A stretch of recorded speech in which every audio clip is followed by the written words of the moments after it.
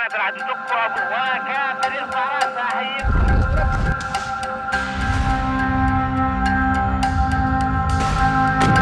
الله اكبر استعين بالله اضرب.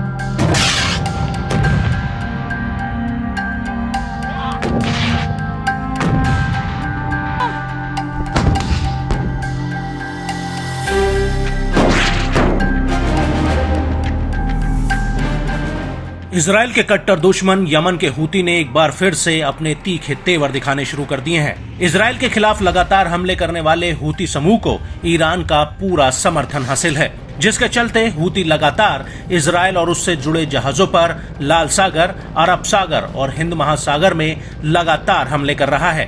Gaza में Israel के सैन्य ऑपरेशन शुरू करने के बाद से ही यमन के ये लड़ाके अब तक कम से कम 2 जहाजों को समंदर में डुबो चुके हैं और एक पर उन्होंने कब्जा किया हुआ है। और अब हूती ने अपने हमलों का दायरा बढ़ाते हुए इजराइल के भीतर वार करना शुरू कर दिया है। एक दिन पहले ही इजरायली सीमा में घुसकर ड्रोन अटैक करने वाले हूती विद्रोहियों ने फिर से एक जहाज को अपना शिकार बनाया है। लाल सागर में कहर बरपाने वाले हूती समूह ने एक और ऑपरेशन को अंजाम दिया है। बताया जाता है कि अब यमन के हूती विद्रोहियों ने 19 जुलाई 2024 को 2 मिसाइलों से ताबड़तोड़ हमला बोला। समूह के लड़ाकों ने सिंगापुर के झंडे वाले कंटेनर जहाज पर जोरदार हमला किया।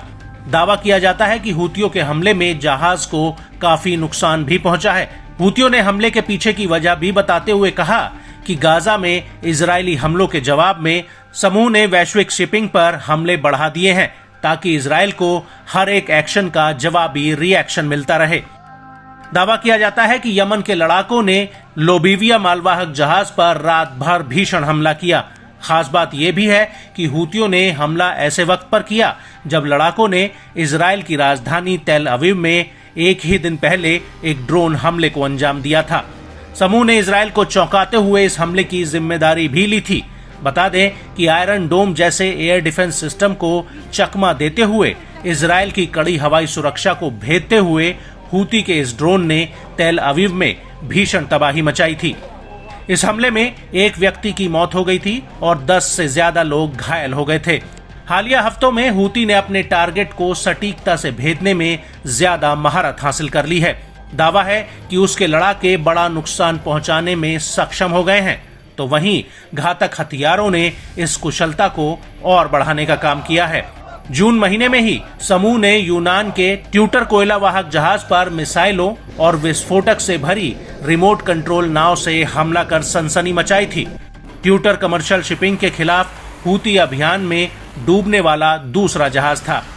हूतियों के हमले में नवंबर के बाद से कम 3 नाविक मर चुके हैं। यही वजह है कि हूती लड़ाकों के खौफ से शिपिंग नेटवर्क चरमरा गया है। बताया जाता है कि मौजूदा संघर्ष में हूतियों ने अपने मारक हथियारों की ताकत में काफी इजाफा किया है। यमन आर्म फोर्स के सैन्य प्रवक्ता याया सारी ने बताया कि समूह ने लोबीविया पर ड्रोन और मिसाइलों से हमला किया। संयुक्त समुद्री सूचना केंद्र ने बताया कि लोबीविया अदन की खाड़ी में था जब मिसाइलों ने इसके 2 हिस्सों को क्षतिग्रस्त कर दिया।